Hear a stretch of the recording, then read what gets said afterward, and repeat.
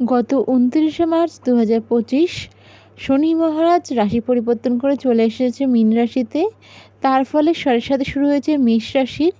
29শে March 2025 থেকে 31 মে 2032 পর্যন্ত মেষ রাশি শনির সাথে থাকবে।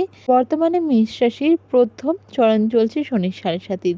মীন রাশির কিন্তু শুরু হয়ে গেছে সেকেন্ড ফেজ 29শে এপ্রিল 2022 থেকে 8 আগস্ট 2029 পর্যন্ত কিন্তু শনির সাথে থাকছে মীন রাশির। আর বর্তমানে চলছে সেকেন্ড ফেজ।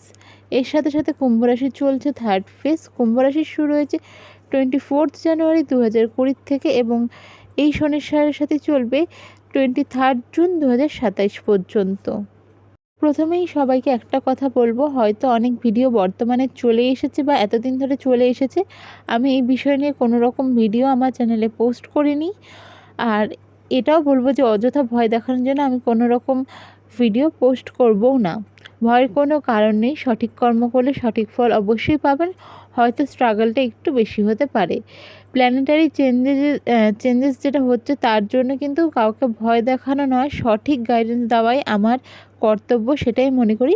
আর শনির সাথীর ক্ষেত্রে আরও একটি বিষয় হচ্ছে, শনির সাথী মানে যে সবসময় খারাপ হবে এটা নয়, এটা অনেকেই বলে থাকে। তো বলার কারণটা কি, সেটা হচ্ছে আপনার বাচ্চাতে বাকি যে প্ল্যানেটগুলো আছে সেগুলির পজিশন কি অবস্থায় রয়েছে, এখন কি রয়েছে, সব কিছু বিচার করেই সাথীটা কিন্তু ধরা হয়ে থাকে।